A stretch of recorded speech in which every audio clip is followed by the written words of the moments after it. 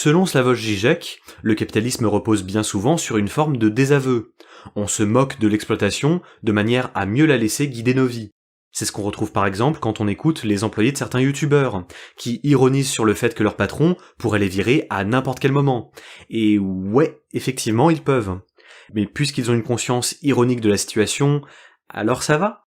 Dans cette perspective, le YouTube de gauche n'apparaît pas seulement comme un moyen comme un autre de diffuser des réflexions, mais comme un obstacle potentiel à l'émergence de mouvements sociaux de transformation sociale.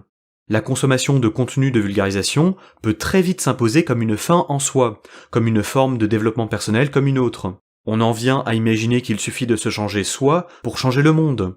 On perd de vue le collectif pour ne plus voir la société que comme une somme d'individus à déconstruire.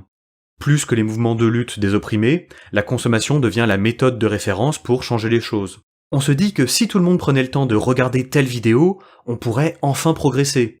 La politique est alors vécue comme un fandom, mais au lieu de défendre Sonic, on défend l'anticapitalisme. Et pas n'importe quel anticapitalisme, il s'agit de ma saveur préférée de contenu anticapitaliste. Goût patchwork, la meilleure.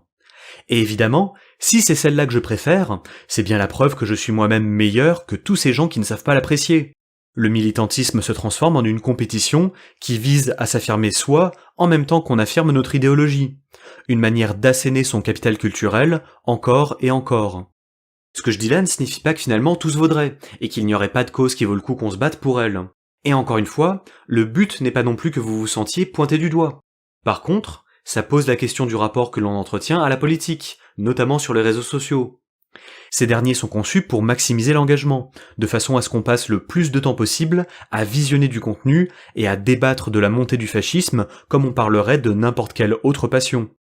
Il ne reste de la politique qu'une forme de développement personnel mise au service de notre ego, mais surtout mise au service du capital. Et il se trouve que les vidéastes de gauche occupent une place très importante dans ce dispositif.